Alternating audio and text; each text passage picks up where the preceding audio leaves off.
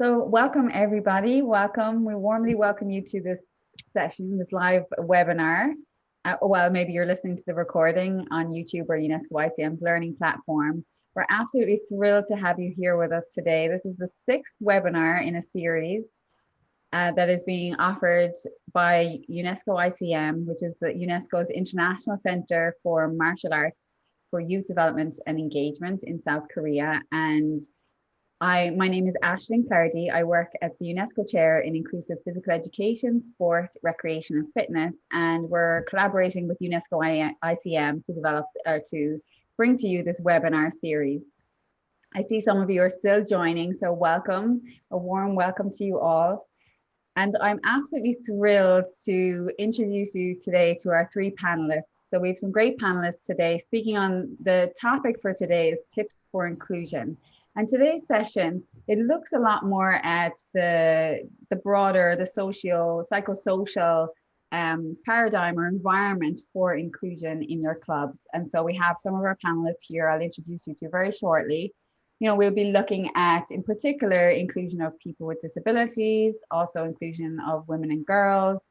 We'll be looking at, what it looks like to have or adopt a person-centered or needs-based approach and the philosophy and coaching management components that facilitate that inclusive environment. And so what I'll do, very shortly, I'll introduce you to each of our panelists, and then we'll move into three very distinct topics that each of our panelists will speak about, and then we'll have some conversation and discussion, and there may even be some time for questions as well. And so if you wish, if you do have comments, you can pop them into, there's a Q&A button at the bottom of your screen that you can pop them in there. So first of all, I would like to introduce you to Silvia Smart. Sylvia holds a 6th-degree black belt in traditional martial arts, and she also has a master's degree in education. She owns Naga, an inclusive martial arts school in Oregon in the USA. So please take the floor, Sylvia, and tell us a little bit more about yourself and your expertise.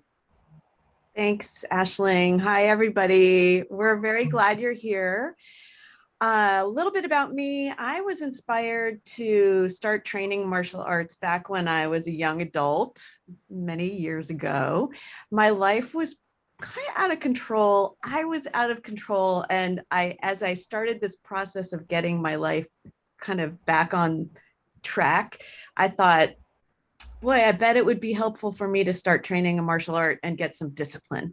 So I started a search for the art that felt right for me. And it took me a couple of years, but I found an art, it's called Pukulan. It's a Penjat Silat from Indonesia. And I started training in 1987. So now I'm a 6th-degree black belt, and I have black belts of my own. And I was inducted in 2020 into the Association of Women Martial Arts Instructors Hall of Fame for 30 plus years of teaching excellence. I hold a master's degree in special education, which is near and dear to my heart. And I am a certified self-defense instructor through the National Women's Martial Arts Federation, and I teach women and gender open self-defense classes in the community, in my school, at companies and corporations like Nike, Doc Martin, you might have heard of, the FBI. And I also teach bystander intervention, de-escalation techniques. And for fun, just to let you know, I host a podcast called the Empowerment Podcast by Naga. It's all about self-defense. And the funnest part for me is that my adult son is my editor. So it's really fun to have a project with him. I like to backpack, hike, swim whenever I can. So read, that's a little bit about me. Thank you, Sylvia. There's a lot in there. So we, as all of our audience can tell, there's a lot of wisdom and knowledge that you can share with us, and you're happy to share with us here. And we're absolutely thrilled to have you with us today. And so next on our panel, we have Louise O'Byrne. Louise is a martial arts practitioner and also a blogger, and she has a passion for inclusion, both on and off the mat. And Louise is the author of how to make your dojo female friendly. So Louise, could you tell us a little bit more about yourself, please? Sure. Okay. Thanks, Aisling. So I've been following two journeys really in life, both of which have converged to this point to being here today. So the first one is as a public servant and having the professional interest in inclusion from that strand. And the second one is obviously a lifetime commitment to martial arts. So talking about the public service, I've worked in public service all my life, and inclusion has just always been very close to my heart. So that's the first half of the journey. And then secondly, about 24 years ago, I ended up in Japan and I taught English there for a few years. And while I was there, I started Aikido, and then of course came home, had a very expensive gi training uniform with my name on it in kanji, katakana. So I had to continue Aikido when I came back here, and I did that for a long, long time. I was an assistant instructor, very, very happy, very comfortable in that world.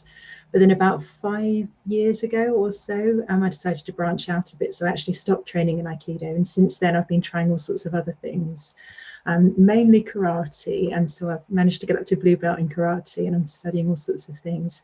And at the same time, as Aisling says, I've been blogging under a pen name, which was Kai Morgan. And I chose that name because I was actually scared to write as a woman. I had some idea that if you wrote as a woman, you'd get all sorts of online abuse. In fact, that hasn't happened at all. And so I've recently started using my real name. And so as Kai, I've done all sorts of things. I've presented at the International Martial Arts Conference, which was held in France last year virtually. I've written 2 books, as Aisling said. One of them you can download for free, and that's about how to get more women into your dojo and how to make your dojo what I call female friendly. The other book I wrote last year with actually one of the people who's on the call today, Matt, and that was about online martial arts. And it was asking the question, you know, all this online martial arts, is that the end of martial arts as we know it, or is it actually a chance for them to evolve and do something new? So what else? That's it really. So that's what's brought me to this point. That's it, Aisling. And that is a lot. And just to say, any of you who have checked in and completed UNESCO ICMs on their learning platform, there's a module on inclusive martial arts, and a lot of the content there and is on the inclusion of women and girls has been brought in from Louise's that book that you mentioned. And also just to say, so your blog or your podcast, Sylvia, and your book, we can share the links. You can share them in the chat here if you wish, and also if you're watching this recording, we can pop those links. They'll be at the very end on a slide it's finished. So thank you so much, Louise. We're absolutely thrilled to have you here. Thank you. So Simon, last but absolutely not least, Simon Dodd is an inclusive Shotokan karate instructor, and he's also the manager of a Silver InSport Disability Award-winning Welsh Karate Union club. Simon also has a background in sports coaching management, and he'll be sharing a lot of his expertise today with us. So Simon, would you like to share a little bit more about yourself? Thank you, Aisling, and hello everyone. A bit like Sylvia, I started early with my martial arts, just looking for something, not entirely sure what I was after. At the age of about 5 or 6, I wanted to do what Bruce Lee did. I had no idea what that was. I tried every martial art I could find until about 3 years later, I found Shotokan karate, and it just really stuck with me. I really enjoyed it. Something about the environment or the practice, I'm not sure which, or maybe both. And I've been doing it ever since. And I have still done some practice in other martial arts as well, but that's really been my basis. I am professionally actually an IT manager, although I also work for Cardiff Metropolitan University as an associate tutor and a guest lecturer. And I've been really pleased in that capacity to do martial art based research, including a few journal publications and book publications, which have been really enjoyable to do. And the most important thing from my perspective, I guess, is that I do the entire thing as a volunteer. And it's been a case of karate has just been part of my life for a long time. I didn't get on with team sports and PE in school, but karate was something I thoroughly enjoyed. And it's amazing how much of my life is actually underpinned and informed. And it was actually that when I was made redundant from a previous job, I ended up doing a degree and then a master's degree in sport coaching and development, just because I enjoyed karate. And it's unbelievable how much it really does affect your whole life. And that's probably all from me, really. Thank you so much, Simon. Probably all, you know, you're all very humble in your presentation of yourselves. And Simon, we're thrilled to have you here. And I know you've spoken on other webinars and we've spoken elsewhere. And I know you have a lot to bring to the conversation as well. And I think what's really, what I really like and what I'm hearing in all of you say is, you know, you're sharing your life journey and your life experience as well, and the merging and the convergence of your whole life and your martial arts practices yourselves, and then moving into other domains and capacities and sharing your wisdom. So thank you all so much. And so Simon, how about we start with the first topic, the conversation on the coaching philosophy. So will you share with us? Yes, thank you very much. So in the previous webinars, there's often been a presentation element from people, and so I've just looked to just purely share my own experience instead. This time I want to take the other approach, and although I'm not going to have slides and things, I wanted to look at coaching philosophy and role theory to start with, followed by developing the coach-athlete relationship. So the first section is very much based on a lot of works by Professor Robin Jones, who is an absolutely superb coach, brilliant researcher, and just an all-round nice guy, to be perfectly honest. And so I'm not going to be throwing references at you, but this is he's the person to go and look at if you want to know more.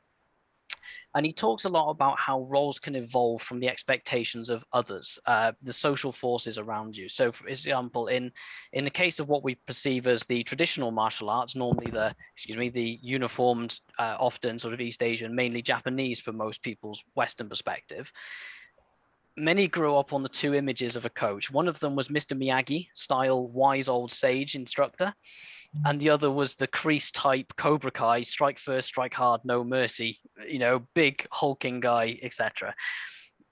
And that actually becomes quite important for people coming in. And coaches should consider that there may actually be an element of role play expected by those coming to martial art classes.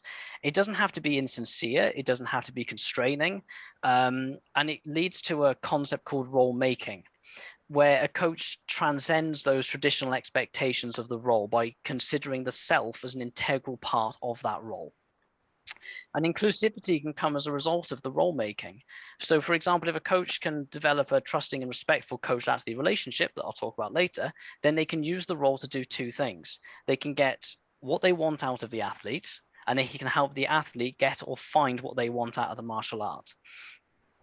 Coaches should also then look at the expectations of someone joining their martial art, that they may not necessarily be what the reality is.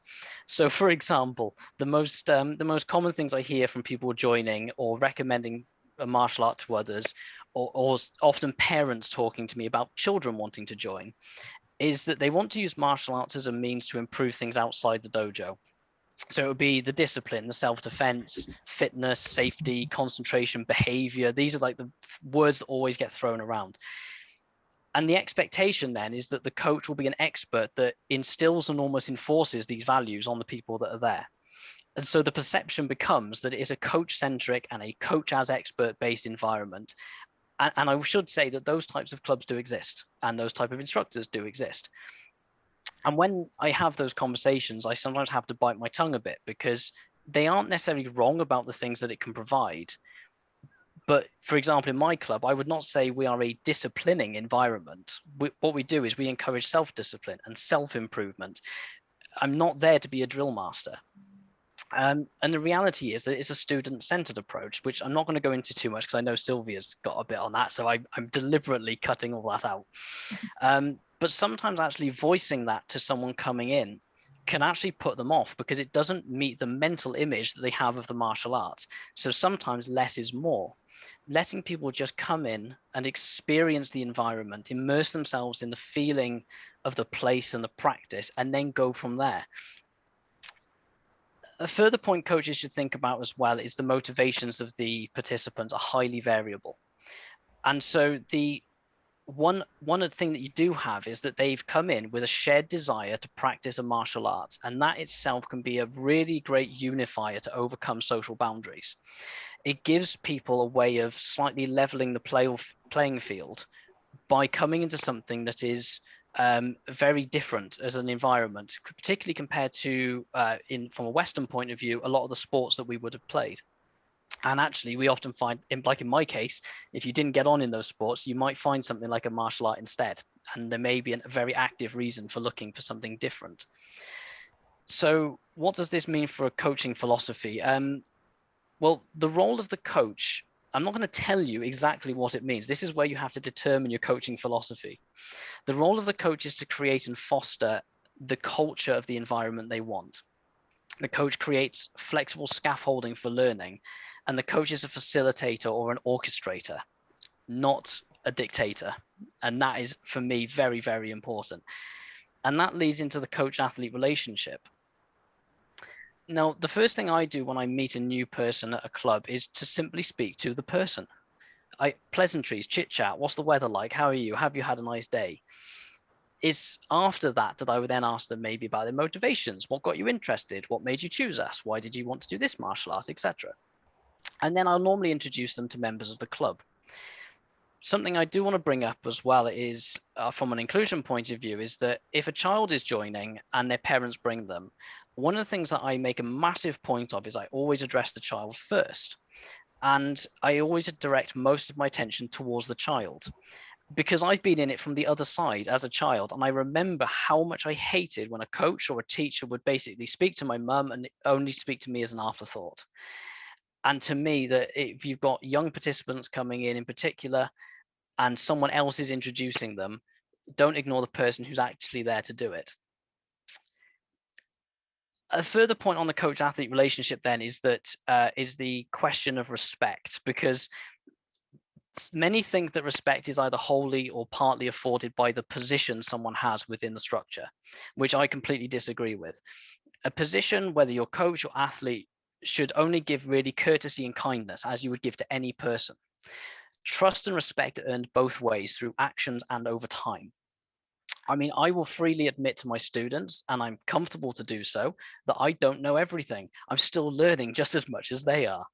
And some coaches, particularly new coaches, feel that this approach could diminish their authority. And so they cling to the role as a coach as a lifeline. But if the environment and culture is developed well enough, then that you don't need that to be a fear factor.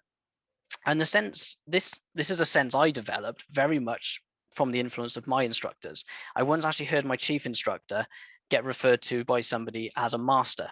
And his reply was, "I'm not a master, just a really advanced beginner." And that only made me just look up to him more, because I knew he was sincere in what he said. He knows he's good, but he also knows that there's so much more he wants to do. And he's been training nearly 50 years now, if not already 50 years. And I still wouldn't want to go up against him now. So going back to some of the work that Robin Jones did, it's said that coaches wear a series of masks. And I mentioned earlier, this is not necessarily insincere, but knowing which one to wear at the right time is very important. So you can never take the self out of interactions, but in a public setting, visible relationships with one athlete could actually impact the group as a whole. So for example, I actually have my brother and my fiance as members of my club. And I have to be very careful not to show favoritism or over familiarity when I'm in that mask of a coach.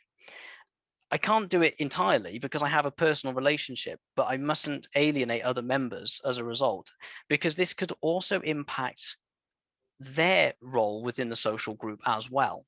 And so I'm also mindful about their needs. So it's knowing when to fulfill that role and wear those masks at certain times, so that when the class starts, it changes compared to how I will be before and after the class.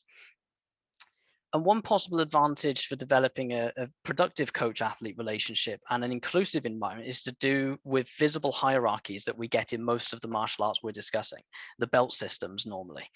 There's a very sociological desire to integrate within groups. So beginners will typically want to emulate the behaviors and practices of their peers.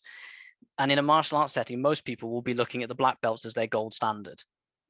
So if we were to discount any prior personal friendships with people, it's very it's very possible to infer that the higher the belt or the rank, the more developed the coach-athlete relationship is likely to be, because they will have been with them for considerably longer.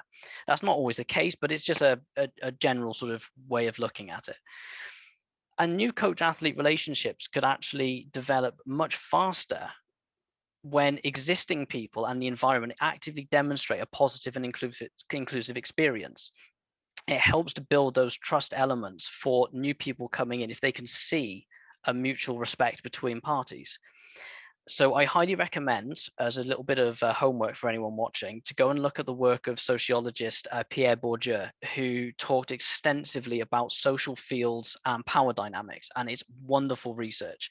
I'm not going to go into it at all now, really, but one of my favorites is the concept of habitus, which is at what point, for example, using karate as my example, at what point do I stop doing karate and I become a karate practitioner? And that's an interesting discussion of a mindset. And more or less to finish off then for my section is that developing a trusting and respectful coach-athlete relationship requires a lot of noticing. And it's only in noticing nuances of the environment that you can actually be sensitive or sensitized to them. So how athletes interact, how athletes are, how secure or anxious they feel, how they deal with success and failure, and how you're going to then support both of those. And are the needs of the individual being met? So I've tried really hard to steer clear of too much detail about student-centered approaches, but it's very difficult when that's actually a huge part of coaching theory. So I'm going to stop there before I dip into Sylvia's topic, and say thank you very much for giving me some time. Thank you very much, Simon. That was brilliant. You know, I love so much of what you say. I'm sure anyone who's watching this saw me nodding my head quite a lot throughout that. You know, I love what really jumps out is the bit where you were saying your coach mentioned that he's an advanced beginner. You know, I love that, because in terms of inclusion as well, you know, it's the same. That's the, you know, it's kind of the same. You're in this journey towards inclusion. When we'll get there, you know, who knows, but there's always more and more and more learning. More and more, you know, it goes on, and you might look at another group that you're realizing you can expand your paradigm in terms of inclusion there as well. I think it's fair to say that, and I'm pretty sure everyone will agree with me on this front here, that I'm here, yes, to deliver this, but I'm also here to learn from each of you as well. And that's I'm doing these as much for my own benefit as I am for hopefully the people watching. Yeah, oh, wonderful, wonderful. Yeah, I have a lot to say about that, but I'm wondering with Sylvia, you know, in response, or, you know, even just to discuss what you said, but I'm wondering actually with Sylvia and Louise, is there anything you'd like to come in with, or any comments or further questions or such? I loved it. It's awesome. Great background. Like, I haven't read those books. Writing down the authors will read. But yeah, sound great. I loved that comment too, Aisling and Simon. Like, yeah, just an advanced beginner. Just been around a while. Yeah, it was a phrase that stuck with me, and I will just give a quick that when I did my undergraduate thesis, I actually did a psychosocial study on 4 generations of karate practitioners from within my own organization. So I wrote an autoethnography first before I was influenced by other people, and then interviewed people above, so my chief instructor, a very senior student with me, and then also someone who'd only recently started, so about 6 months or so, and discovered that the person who'd been training 6 months, who hadn't even met our chief instructor yet, he was already quoting words and phrases that he used because they worked their way down the generations through me to them, and before you know it, it shows that there's a lineage of culture that develops, and I thoroughly enjoyed doing that, I must say. Mm-hmm. I also just want to say, I love what you said about when a child comes into your school with one parent or 2 parents, to really keep the focus on the child, because that respect is what it's all about. And of course, we want to include the parents as well, but it's the child who will be our student, and maybe one day the parents, but that's who's right in front of us. And so I love that you make that connection with that child. Thank you. It's really kind of you to say, because as I mentioned, I was on the other side of it, and I almost vowed when I got into that position as a coach that I would not do to other people what was done to me, because I couldn't get over how much it put me off environments in school as well as, you know, martial arts and sport. Well, and also I'm aware that it's something that people with disabilities say that they often experience when they're Yes. when they're in a club or in or in any kind of activity or restaurants or wherever they are, that often the person will talk to their support person or whoever they're with and assume that they can't speak on their own behalf. So, you know, I think we can underscore that point. Simon, I was interested because I know you've got a special interest in disability inclusion, and your Yes. karate club is accredited, isn't it, on a disability inclusion right. scheme. So I just wondered if you could say a bit more about how some of these coaching models have supported you in that kind of work and striving for excellence there. Yeah, now that's an interesting question, because I have to put it entirely in this context of the UK, really. The coaching structures are dreadful in martial arts, at least in the ones I've done. And actually, so we were for context, this is a Disability Sport Wales award for essentially showing that you meet a certain level of criteria to help people with disabilities in your class. And so they have a ribbon, a bronze, silver, and gold level.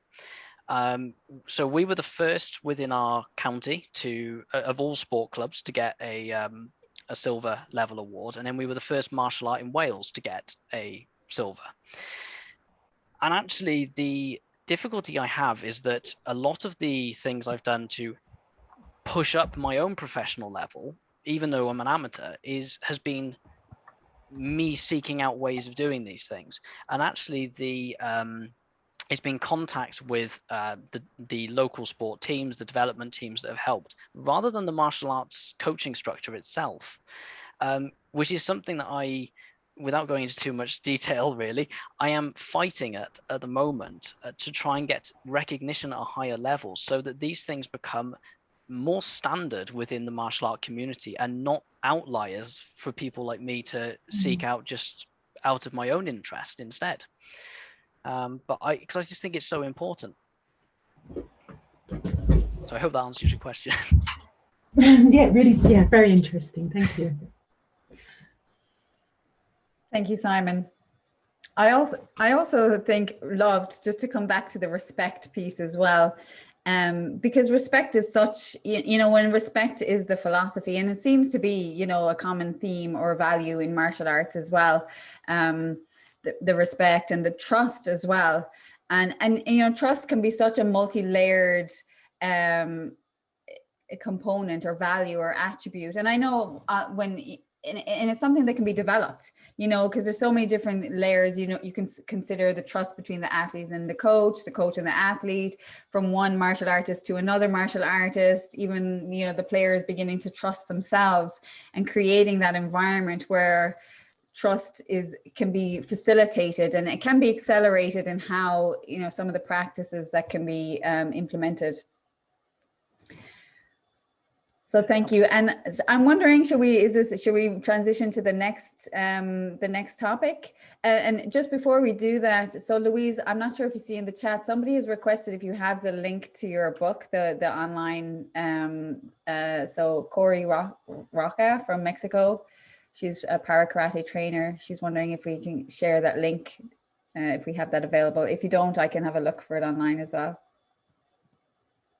Oh, you're muted. You're muted. But I think you're saying yes.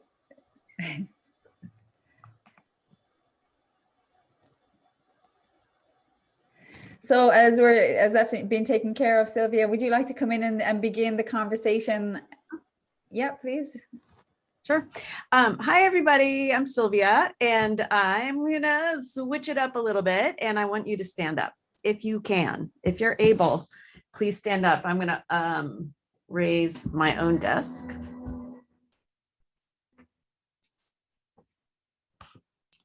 All right, that's my sound studio. My son told me what to do. All right, he's the musician in my family. So as we stand up, I want you to, and if you can't stand up for whatever reason, totally fine, just stay sitting. But I want you to close your eyes and imagine that you're standing at the door of your school or at the place where you step onto the floor of your school or the mat where you teach, in whatever ready stance you have. So you're standing there, your eyes are closed, you're ready. I want you to take a deep breath in through your nose and out through your mouth. Relax your shoulders. Let's do it again. Deep breath in through your nose and out through your mouth. Good. As you're standing there, I want you to imagine your heart opening up. And I want you to see beautiful, bright rays of light streaming into your heart. And as those rays stream into your heart, set your intention. Set your intention for this day of teaching, that you're going to be fully present, to be the very best teacher that you can be. Now, with that intention set, do whatever your bow is and bow yourself onto your floor, ready to teach any student who shows up in front of you today.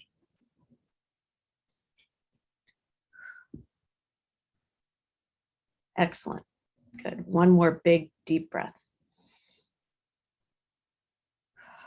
Nice job, everybody. I can't see you, but I'm very proud of you for playing along. And I hope that, well, I don't know. I hope that you get something from that little corny exercise, but I do that every day before I teach. I teach my student teachers to do that as well.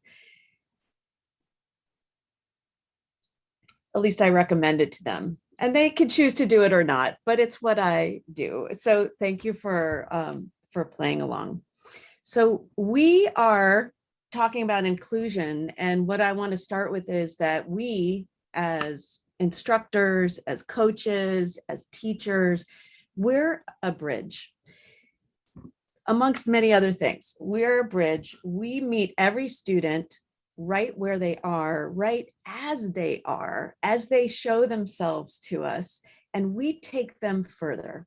We use the sum total of who they are, their experience, their body, their mind, their hearts, and we use the sum total of our experience, and we guide them along this path. We are the experts in knowing what's ahead of them as they continue to train with us. And the student then becomes the expert in figuring out and knowing what their strengths are, what their challenges are, and how that interplays with what we're doing and all the things that they bring with them along this path, no matter what it is. So they don't always know all of these things when they first come to us, but as their guides, we are unrolling all of this together as we go along. By the way, I want to just say that no matter what a student looks like on the outside, they all bring with them challenges and strengths, just like we do. And I think that's really important to remember. We all have all sorts of things going on at any given moment. But our job as teachers is to learn what those strengths are and what the challenges are, and to help our student really learn to work through the challenges and focus on the strengths. And that is inclusion. That is inclusion right there, like boom. Inclusion calls each one of us to be curious, to be open-hearted, to be open to learning, and to be open to being a good student ourselves, which I'm sure we all are, because this is something that we are passionate about because we're here. So we are good students, but as a teacher, we're also required to be a good student. I'll talk more about that in just a second. Inclusion asks us to release our egos and our own self-imposed limitations about what we can do and what we can't do. Inclusion asks us to be humble and to show up fully present. Inclusion requires that we admit our own vulnerabilities. That's not always easy for tough martial artists, but it is very brave. Inclusion asks us to shift our attitudes, to look at possibilities rather than limitations, to look at our students' courage as they show up in all their glory, in all of their mess, in all of whoever they are, however they come to us, and to show up present for them in spite of our own ego and our own fears. This is hard work, and it is incredibly fulfilling. I have a couple of examples. Over the years, I've taught a lot of different people, and there have been a lot of different challenges all along the way, as I'm sure you all have experienced. One of my students came to me with a very intense emotional challenge. She came to me when she was 4 years old. She was brought to me by her grandparents, who are sweet, amazing people. They saw their granddaughter struggling, and they thought that martial arts would be really good for her. And they did research, and they found me, and they thought that my school would be a good, safe place for her. So her dad was in prison and was in and out of her life. And she lived with her mom. And both her parents had and continue to have a very serious addiction to alcohol and other drugs. And my student spent a lot of time in a closet. And in that closet, she was not fed. She had to take care of her peeing and pooping in the closet. She was abandoned there. She was neglected. And she was trafficked for money for her parents' addiction. So when she showed up at my school, she was scared to death. She was sobbing. It was hard for her to even walk in the door. And she walked into a class of my youngest little students, and it just so happened that at that time I was teaching with my husband, so the two of us were there. So I asked him if he would kind of take over for the next couple of months teaching the kids, and I would work with her. And so it took a few months, but at first I just sat next to her. She was on her grandma's lap or her grandpa's lap, and I sat next to her and just hung out. And then a couple of classes in, I was like, do you want to go like over there in that corner, bring your water bottle, and like, let's just watch there and I'll explain what's going on. Oh, okay. So we held hands. We walked over to the corner. A couple weeks later, I said, do you want to try anything? Like, let me know. If something looks fun, just let me know. And a little bit later, she was able to say, like, what are they doing? That looks really cool. Okay, so run over there and grab a pad and then bring it back. And she and I started working together in the corner. Pretty soon she was able to join class. And fast forward, she's 11 now. I'm not great at math. I don't know. Many years later, she's teaching. She's one of the best instructors that I have. She's one of the first people who welcomes new students, adult, teens, kids, onto the floor. She guides them around. She can kick like you wouldn't believe. She can set boundaries. Her voice is strong. As you know, these are all things that our students learn, but we have to just meet them where they are and be willing to unfold the journey with them. She's an amazing person.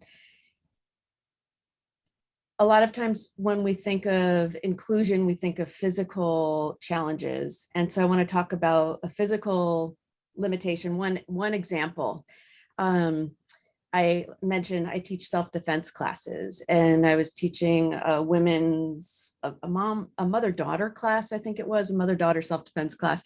I got a call from a mom who wanted to enroll her two girls, teen girls. And over the course of the conversation, I was like, well, you know, it's a mother-daughter class, so maybe, do you want to join us? And the mom said no. absolutely not. And I was like, oh, that's kind of a strong reaction. You're welcome to sit along the edge and just watch, like whatever you're comfortable with. I'm chill, whatever you need. She said, I can't join in. I have multiple sclerosis and I can't walk. I use a walker. I don't have any balance. And I was like, oh, you can still come. You can do a lot of the stuff that we do.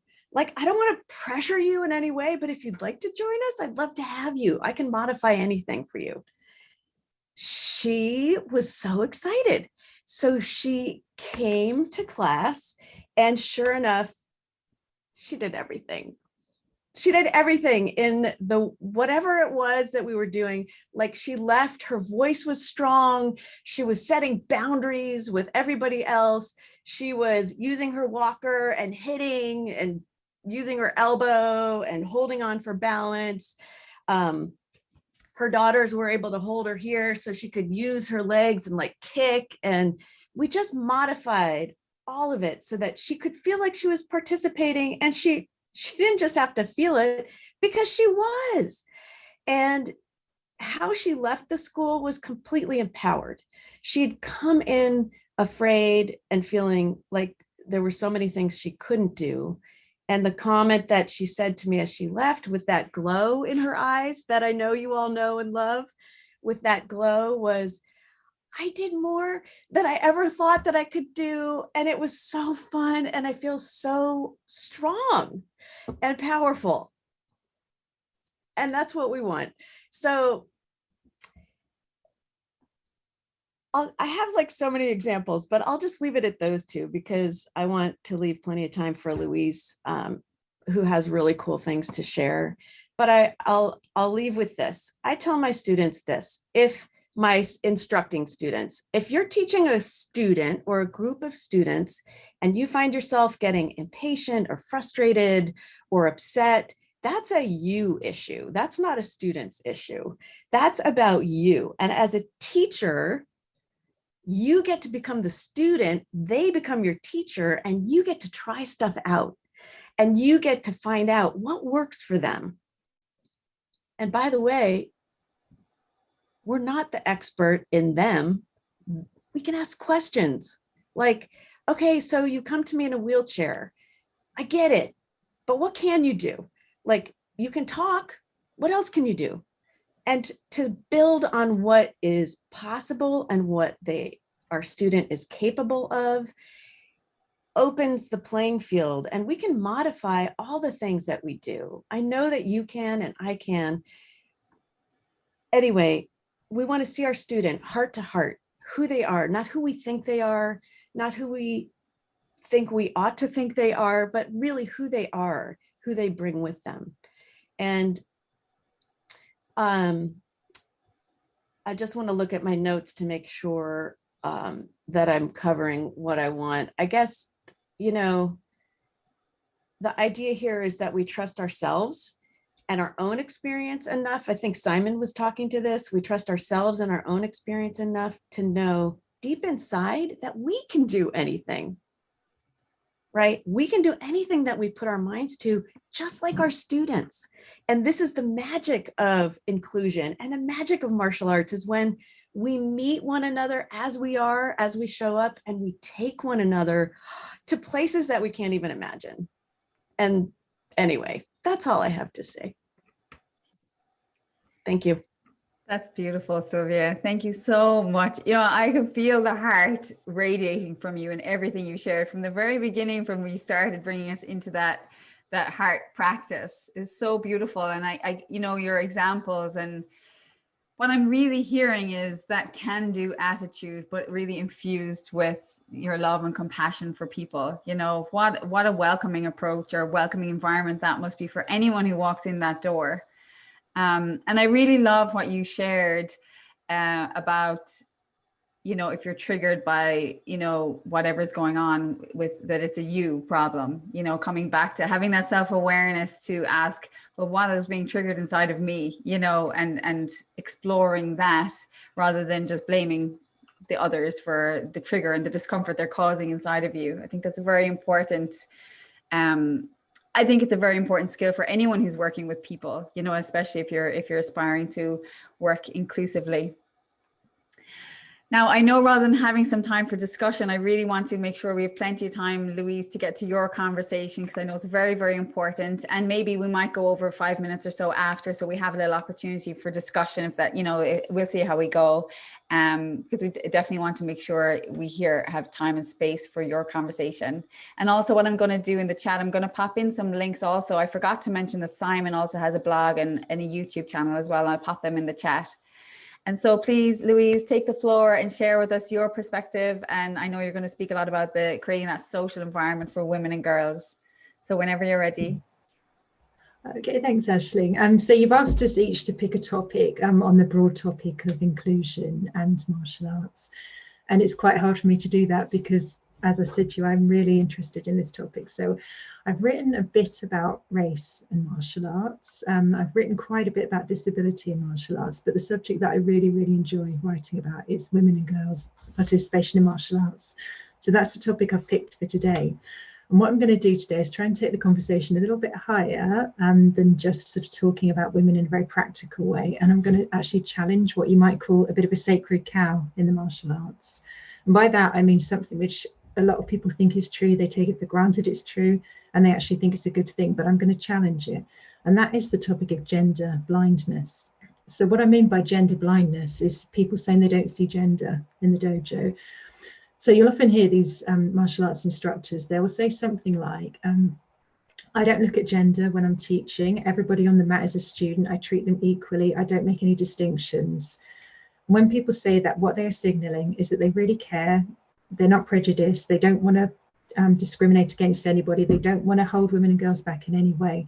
So when they say that, it's got a very, very positive intention.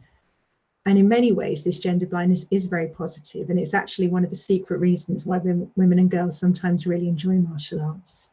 And I'll talk about that in a second. But it's also got some real drawbacks as well. So it's one of these things that we should always be critical about when we hear. So you might have heard in parallel people talk about colour blindness. And perhaps 30 years ago, that was a very cool thing to say. I'm colourblind. I don't see race. I don't care about these things. It's not something you really want to be saying anymore because it's a much more nuanced debate than that. And so in terms of gender blindness, some of the advantages of it is that women and girls, and I'm going to generalize here, and of course I'm not talking about all women, I'm not talking about all girls, and I'm not talking about all people who identify as women or girls, because this is basically half the population of the world, so you can't generalize. But you will often find that women and girls can be under an awful lot of pressure to look and to act in certain ways. And so when you walk into the martial arts dojo and you find out that this is kind of gender neutral environment, it can be really, really liberating. And perhaps Sylvia will back me up on that, or perhaps Simon's fiance has experienced something like that. So you go in and you're actually not allowed to wear makeup. You're not allowed to wear jewelry. You're not allowed to have nail varnish on. You're wearing this training uniform that quite often covers your figure. So it's quite hard to look really, really pretty on the mat. And it can actually be really, really liberating because you're not only are you not worrying about your appearance, you're not allowed to worry about your appearance. And people might even disapprove if you do start worrying about your appearance. Certainly what I've found over the decades and over the years is it sort of leads you to lose self-consciousness in many ways. And so that face of gender blindness, I think, is really positive. And if that can be encouraged, that's really powerful for people. And so the other thing is that there's this classic essay, it was written in 1980, I think, by Iris Marion Young, and some of you might have read it. It's called On Throwing Like a Girl. And what she does is she analyzes how women and young girls really are taught to behave in certain ways right from the start of their life. So when people laugh about throwing like a girl, she says, well, actually, there is a certain way of throwing like a girl. And it's because girls haven't learned how to throw properly quite often. And again, this is not all girls, this is not all women, but it is something you can see. So what you'll find quite often is that boys, when they come into the dojo for martial arts, or men, they've maybe done a lot more play fighting when they were younger, a lot more roughhousing. Whereas when a girl or a woman comes in, not all girls, not all women, but quite often they haven't done that. They just haven't done the play fighting. They haven't done the rolling rounds, the sort of the roughness. So they're coming in with a completely different starting point. their experiences up until that day have been completely different. And I'll give you a personal example, which is a few years ago. So I said to you, I've studied quite a few different martial arts in the last few years. And one day we were working with a tenugui, which is a Japanese sort of hand towel. And we were being taught this technique where you had to flick the tenugui at your opponent until it sort of snapped at them. And it was like a distraction technique. And I could not get it. I could not do it. And all the guys were getting it first time. And on the way home in the car share, I did express that I found that really frustrating. And the guy said, well, of course, of course we can do it. We spent all of our years at school flicking towels at each other in the changing rooms when we were naked. And I'm like, okay, I never did that at school. But of course, that did explain why they just got that technique straight away. And for me, it was a very unfamiliar movement and I wasn't able to grab it. So everyone comes in as an individual with different starting points. Sorry, going back to my thread. So the positive side of the gender neutral, of the gender blindness, is that sort of empowerment for women, and they can break expectations. Maybe in their everyday life they're not supposed to shout too much or take up too much space, or they feel like they can't be violent, they can't do these things. You go into the dojo, it's a chance to play, and it's a chance to just do things and forget that you're supposed to be neat or pretty or small or whatever the stereotypes are. But there's also some drawbacks from this gender blindness. And so it's the one I've just said to you, that a lot of women might come in with a different starting point. So in that sense, it's not necessarily fair to sort of treat everybody like they're the same, because you've actually got someone who's come in, a male who's 25 years old and he's had 25 years of play fighting with his friends and roughhousing. You've got a woman who's maybe never touched anyone apart from her family and her partner, and it's a completely different starting point. And so it's just that thing about treating everybody as an individual. And so when somebody comes into your class, if they're elderly, so Sylvia gave us an example of somebody who had, was it MS, Sylvia? They came in, of course you take that into account. You don't just say, well, that's fine, I'm not prejudiced, I'm going to treat you like everybody else and punch her. You don't do that. And so if you're going to take age into account and all these other things, you need to look at everything perhaps that's gone before, everything that's brought that student to that place, and just start with them where they are. And so in that sense, that's where I think gender blindness can maybe be less helpful. I'm just going to add that I think sometimes women can actually have some advantages in the dojo, which isn't always picked up. And again, it's because of the different socialization. So one advantage that some women, some girls, not all, have got is being able to copy and memorize choreography. And again, some men are very good at this. And so this is not a blanket statement, but quite often girls and women have done things like aerobics. They've done a lot of that sort of exercise. And they will find it easier to memorize kata and to copy what the teacher's doing and to memorize it. Another advantage that sometimes girls and women can have from socialization is this skill in non-competitive play as well. So if you think the way little girls play is quite often just house play or something like that, we're in a family, we're in a house, whereas quite often boys play can be more competitive. It's football, it's things like this, it's trying to win. So sometimes, and of course, many men are very skilled at this as well, but a lot of girls and women can be quite skilled in being non-competitive in the dojo and kind of exploring things alongside their partner.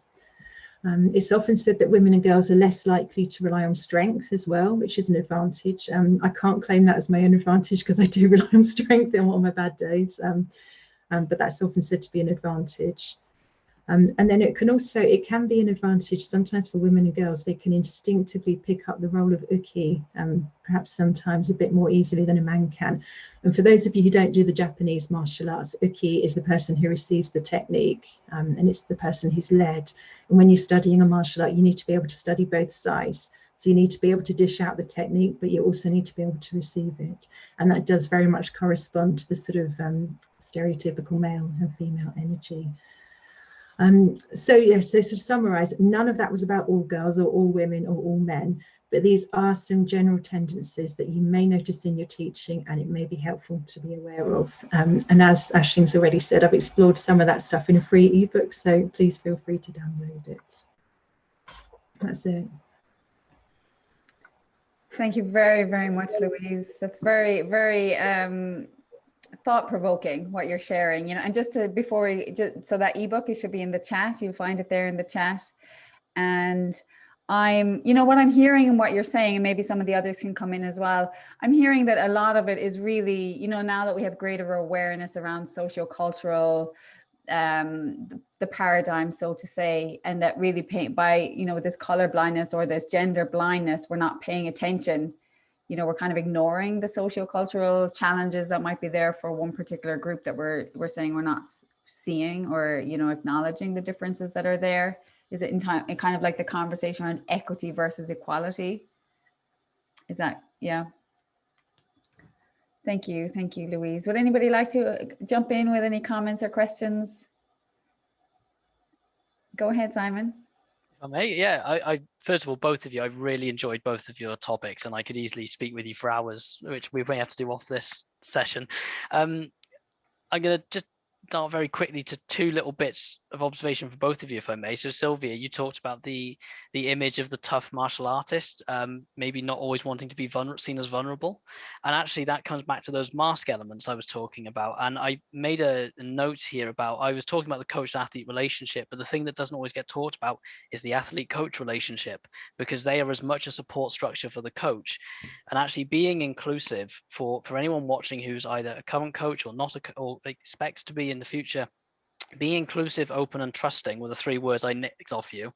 And that it's worth knowing that a coach can easily open themselves up also to being hurt or let down as a result of that.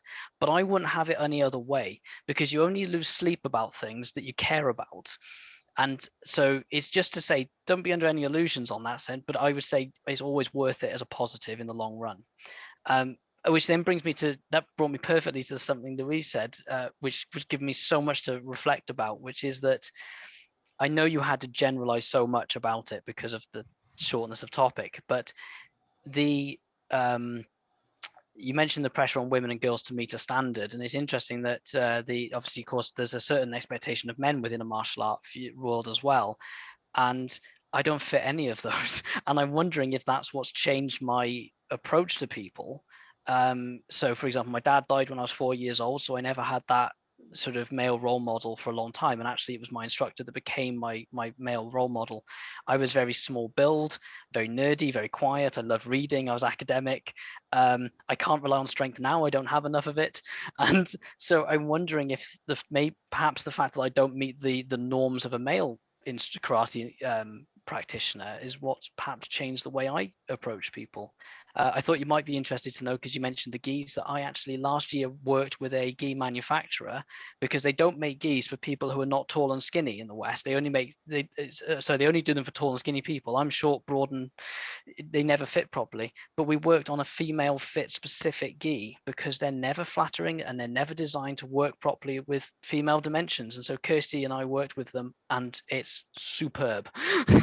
But I loved everything you said. Fantastic. Thank you, Simon. And as you're sharing that, it comes to mind, I was reading some research actually just yesterday, and it was saying, about the more person-centered approach, or I suppose more in coaching terms, a more of a democratic style versus more of an authoritarian approach, which is, the coach-centered versus, person or athlete-centered. And actually research does show that women, while the person-centered or athlete-centered approach is recommended, for many different reasons, and there's a lot of research out there supporting that, but predominantly women are more naturally predispositioned to adopt more naturally an athlete-centered approach. And it's something that we can all learn, and at different times, it's not like you're one or the other and you're set in stone. Sometimes you might have to, in certain moments, in certain decision-making processes and such, you might need to be more flexible. And I think it all boils down to the self-awareness of, okay, this is how I am, kind of my natural disposition. And then how do I choose to respond according to the needs of whoever I'm working with? So just to add that point. Now, I would love to hear from all of you as well, just before we wrap up. I know we're just on time, but one question did come in there, Simon, for you, if you have time to answer it. So it's a question from Adnan Lamti. So he's saying, to what extent do you balance the master-student relationship with the business-customer relationship? He's asking because Adnan's asking because you said you don't discipline your students, but rather teach them how to be self-disciplined outside of the dojo, and that you prefer to talk more to the child than the parents, so the parents are the paying customer. So how does that balance out? And maybe I can Sylvia, answer you this. might have something to say. Yeah, I can after. answer this really quick because I don't want to take away from Louise and Sylvia saying something before we finish. From my point of view, it's really simple because I am a non-profit group. I don't care if they are sending money in. I am not making money from it. All I care about is that people are intending and enjoying it. That's all that matters for me. So I don't actually have that concern about the pay. I only want people that are there because they want to be there, not because their parent or someone is paying for it. That's a luxury not everyone has. If you're professional, then there may be another consideration to make, but that's certainly my approach. And in terms of what you said about discipline and the self-disciplining, if the culture of the environment is sort of well established, then actually you find that you don't have to actively discipline anything. I don't have punishments or anything like that because no one gives me a need to do so. That's a luxury that's taken 20 something years to get to and a lot of struggle to do. But the money element doesn't factor in for me, which is really helpful. I hope that answers the question. Thank you, Simon. Would you like to come in there, Sylvia? Sure. I have a different perspective because my school is for profit. Not that I've ever really made that much of a profit off of it, by the way, but I do, I hustle to pay my rent too, and I hustle to pay the bills. I see, I'm going to use that student as a child with the parents example. The student is maybe the child, but I also take on the parent as my student and keep the boundaries very clear. In my years of teaching and running my school, I finally learned, for example, let's use the example of lateness. You don't come late to my class. It's a martial art. You just don't show up late. Of course, there are sometimes exceptions, but if you can come late, 10 minutes late every class, then you can also come 10 minutes early. You just figure it out. And that includes the parents. And I adopt an attitude which is very anti-business success, which is I draw the line with the parents and I'll say, we talked about it. You're late again. You can't come. You can't come to class today. It's too disruptive for everybody else. You knew the rules, you broke them. And I've lost students over it. But more than that, I have parents eating out of my hand. They love that stuff because that's why they want their kid there most of the time. And they're like, "Ooh, she's tough." And of course, I'm not that tough, but I can play that. I can put on that mask, Simon, and play tough. And parents appreciate it and they figure it out. And yeah, it's not the best business model, maybe, because I do see people walking away like, well, that's not going to work for me. And I'm like, okay, but it is the culture of my school. You come on time, period. So. Yeah, I'm exactly the same. And I'm just going to say that if someone has to turn up late, if they let me know, it's fine. But we tend to very quickly know the difference between a reason and an excuse. Lovely. Thank you, Sylvia and Simon. Louise, is there anything you'd like to come in, or any closing remarks you'd like to make just before we bring the webinar to a close? Oh, you're muted. Sorry, I was on mute. No, I've thoroughly enjoyed participating and listening today, Aisling. Thank you for organising it, and nice to meet Sylvia and Simon.